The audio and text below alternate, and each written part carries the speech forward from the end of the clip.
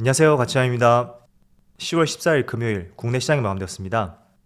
자, 오늘 모처럼 코스피 코스닥이 강하게 상승으로 마감이 되었어요.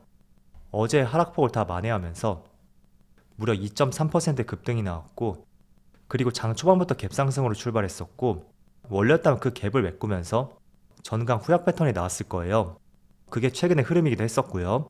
그런데 5장으로 갈수록 계속 강해지는 흐름이 나오면서 다시 한번 2200포인트를 돌파했습니다. 그리고 코스닥도 마찬가지로 오늘만 무려 4% 급등이 나왔고, 그래도 아직까지는 700포인트를 돌파하지 못했네요. 자, 이어서 시가총액 상위 종목들을 보면 먼저 코스피, 오늘은 삼성바이오로직스하고 LG화학 이 두 종목을 제외하고 모두 상승이 나왔어요. 물론 이 두 종목도 큰 하락은 아니었던 만큼 크게 의미를 부여할 수 있는 것은 아닌 것 같고, 그리고 코스닥을 보면 자, 코스닥은 전 종목이 빨간불로 마무리가 되었습니다. 특히 알테오젠은 15% 급등이 나왔고, 카카오게임즈도 10% 가까운 상승이 나왔죠. 그리고 이어서 코스피의 수급을 보면 오늘은 모처럼 기관과 외국인의 많은 순매수가 들어왔어요. 합쳐서 6천억이 조금 넘는 순매수가 들어왔고, 지난 9월 30일이었었죠. 그때 이후로 처음으로 양매수가 들어왔습니다. 그리고 외국인은 9거래일 연속으로 순매수가 들어오고 있어요. 또 코스닥, 자, 코스닥도 마찬가지로 기관과 외국인의 많은 순매수가 들어왔고, 합쳐서 3,200억, 정말 많은 순매수가 들어왔네요. 특히 오늘은 오전장부터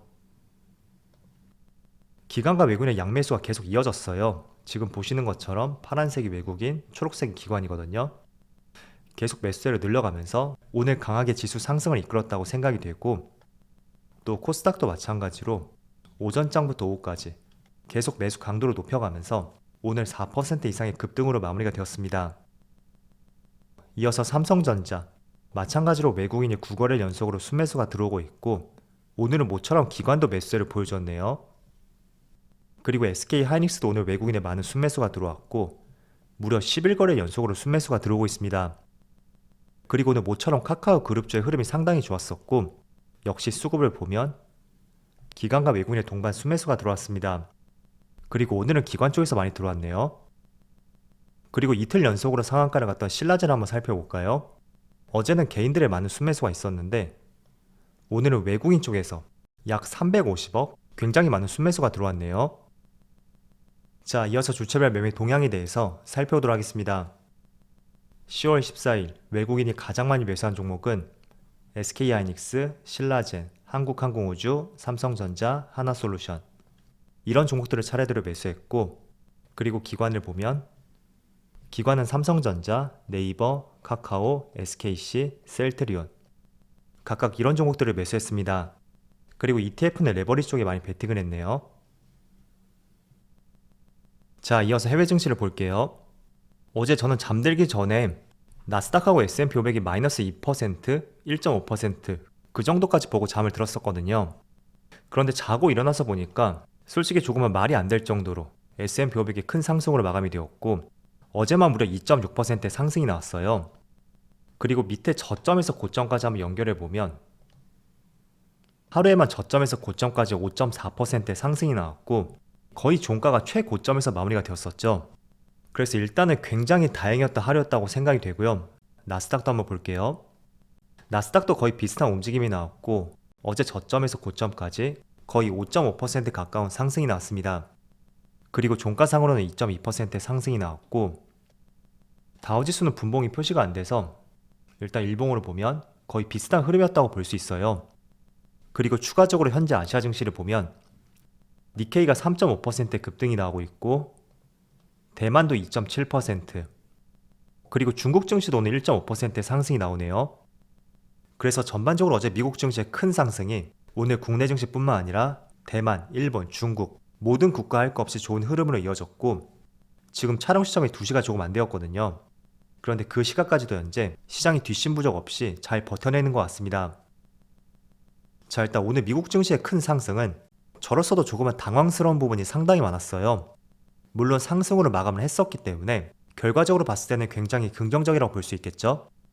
그리고 어제 발표되었던 소비자 물가지수를 보면 CPI는 8.2%가 나왔고, 코어 CPI, 변동성이 높은 에너지하고 식품을 제외한 코어 CPI는 6.6%가 나오면서 6개월 전에 기록했던 6.5%를 갱신하고 40년 만에 최고치를 보여주었습니다.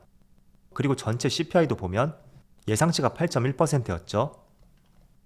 그래서 예상치를 소폭 상회하는 모습을 보여주었고, 이렇게 지표만 봤을 때는 며칠 전에 JP모건 의견대로 시장이 5% 급락, 여기까지 아니더라도 3% 이상의 급락이 나왔다고 해도 정말 크게 이상할 게 없었던 지표 결과였다고 볼 수 있습니다.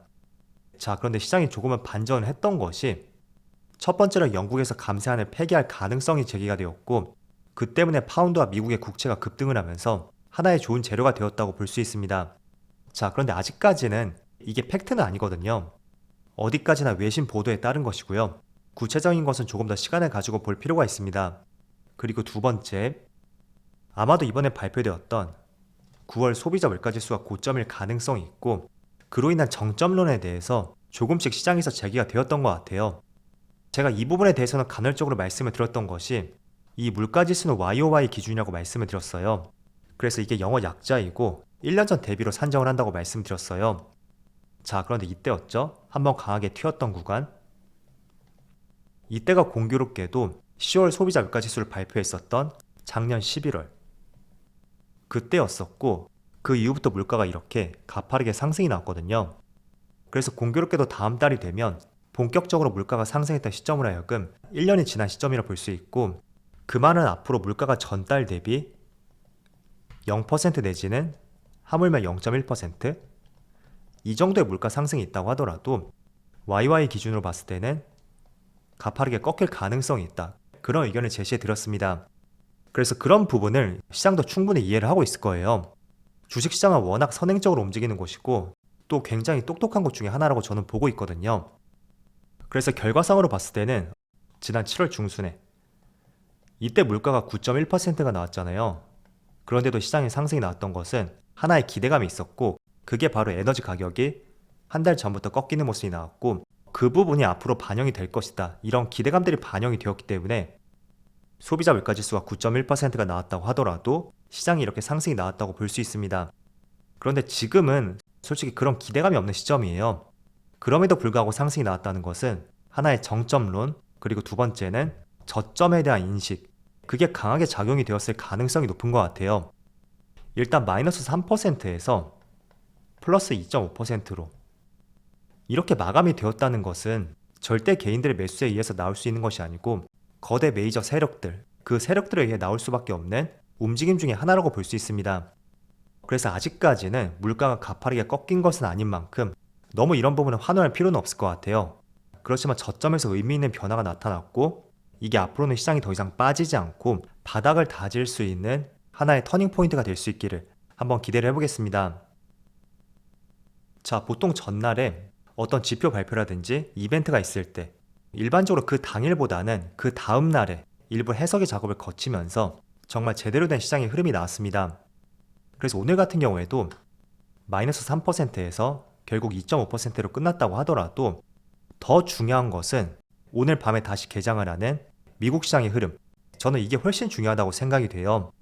그래서 그 흐름이 오늘과 다르게 이렇게 강하게 꺾이지가 않는다면 시장은 일정 부분 바닥을 다졌다고 저는 생각이 될 것 같고요.